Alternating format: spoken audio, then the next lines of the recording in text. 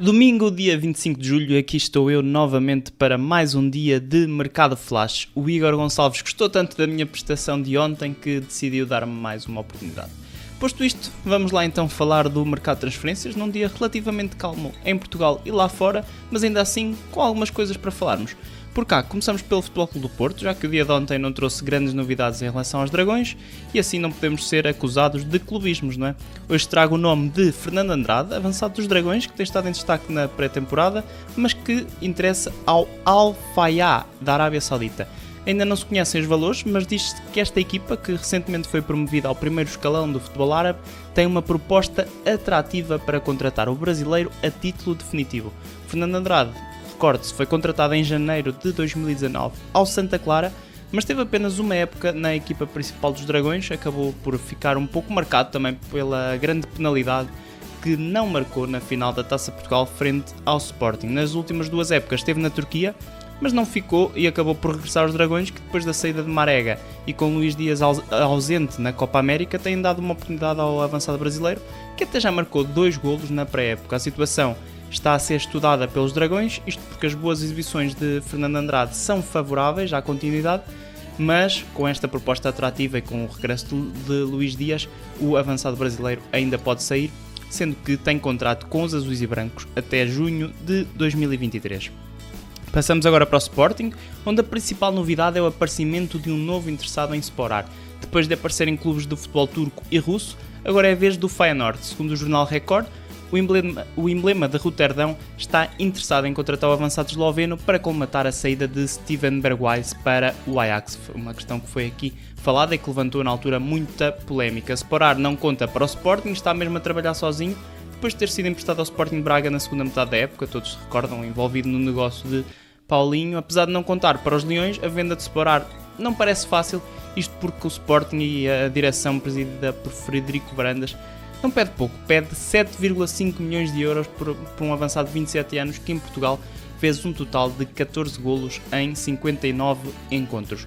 Quem também vai deixar o Sporting é Lumor, o lateral esquerdo esteve sem jogar toda a época passada, isto porque não encontrou colocação, mas os Leões procuram a saída do lateral contratado por Jorge Jesus ao Portimonense. Lumor termina contrato no final da época e para o Sporting não perder mais dinheiro, isto porque os Leões, se não me engano, contrataram o Lumor ao Portimonense por volta de 3 milhões, 3,5 milhões de euros. Para não perder mais dinheiro, querem vender o ganês já neste verão para não sair a custo zero.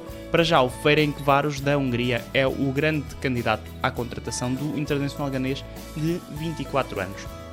Para fechar o tema Sporting, falamos de Pedro Porro, que segundo o jornal A Bola, que entrevistou o jogador espanhol, está prestes a assinar em definitivo pelos Leões num acordo de 1 ano mais 3 anos de contrato. Isto é, o ano de empréstimo, que ainda dura com o Manchester City, que era um empréstimo de 2 épocas, vai agora para a segunda e 3 épocas a seguir, ficando então Pedro Porro ligado ao Sporting até 2025 e com uma cláusula de rescisão de 45 milhões de euros. O espanhol fez uma grande época em Alvalade, fez grandes jogos e também grandes golos, um deles muito importante, foi na final da Taça da Liga e chegou mesmo a ser chamado à seleção espanhola e a jogar, mas terminou a época lesionado e também começou esta pré-época já com uma lesão no joelho. Recorde-se que está emprestado então por 2 épocas pelo Manchester City, onde tudo indica que não irá jogar, pelo menos nos próximos tempos, isto porque é mesmo para continuar em Alvalade. Chegamos agora à nossa novela do mercado e chegamos à hora de falar de Valentino Lázaro.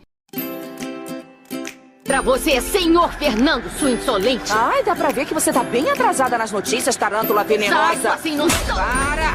Eu te avisei várias vezes. Quem é você e o que faz aqui? É exatamente isso que eu me pergunto.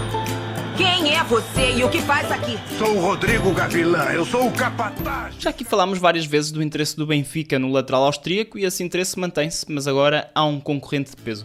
Falamos do Eintracht Frankfurt, da Alemanha, que ficou agradado com as exibições do lateral na Bundesliga, ao serviço do Borussia Mönchengladbach, e vai conversar com o Inter para perceber se os italianos estão interessados em deixar sair o austríaco, que neste momento está a fazer a pré-época com o Inter de Milão e tem mesmo o desejo de agarrar o lugar no campeão italiano. No entanto, Inzaghi, o novo treinador do Inter, parece não contar com Lázaro e o clube italiano está disposto a negociar a saída por empréstimo, isto chegando a alguns pontos. Um ponto, desde já, é a cláusula de compra perto dos 12 milhões de euros, portanto um valor muito alto, e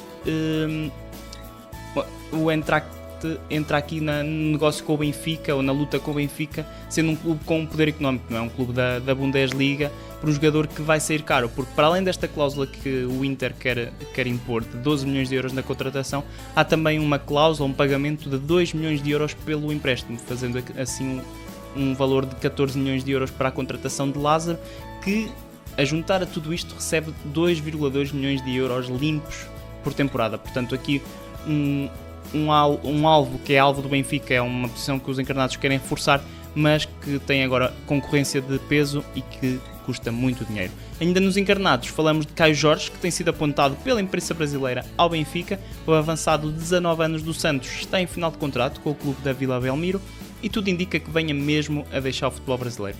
Com o contrato desta jovem promessa perto do fim, o Benfica tenta negociar o passe com o Santos e incluir excedentários como Ioni Gonzalez, Gilberto ou até mesmo Gabriel, juntando a estes jogadores 3 milhões de euros. No entanto, apesar de estar perto do fim do contrato, a contratação de Caio Jorge por parte do Benfica não se afigura fácil, isto porque de Itália há dois grandes concorrentes, a Juventus e sobretudo o AC Milan, estão muito interessados num jovem de 19 anos, diz até que o Milan já poderá ter aqui um princípio de acordo, ou um acordo verbal com o Caio Jorge, que ao serviço do Santos já leva 17 golos em 83 partidas. Depois do Benfica, continuamos em Portugal e passamos para Guimarães, mas para um jogador que também está ligado ao Benfica, isto porque o Vitória está perto de fechar a contratação de Alfa Semedo. O 0-0 já confirmou que o negócio vai mesmo para a frente e que o médio defensivo de 23 anos vai assinar em definitivo pela equipa de Pepa, com a possibilidade ainda de o Benfica ficar com 50% do passe de Alfa Semedo. Recorde-se que o médio evidenciou-se ao serviço do Moreirense e o Benfica, que o tinha deixado sair a custo zero, optou por voltar a contratá-lo em 2018, adquirindo os restantes 50% do passe. No regresso à luz, Alfa Semedo ficou na memória, o golo apontado na Liga dos Campeões e mais nada. Depois disso foram 3 empréstimos a Espanhol, Nottingham e Reading do Championship. Cerca de 3 anos depois, o Alfa Semedo está de volta a Guimarães, mas agora para jogar no Vitória. Quem não vai jogar no Vitória é o norueguês Noah Holm, que tem tudo certo para voltar à Noruega. O avançado foi dispensado por Pepa e vai jogar no Rosenborg. Ainda não se sabe se por empréstimo em definitivo, mas o certo é que a experiência deste avançado de 20 anos não correu nada bem em Portugal, isto porque Holm deixa o Vitória sem qualquer golo marcado, apesar de ter participado precisamente em 20 encontros ao serviço da formação de Guimarães.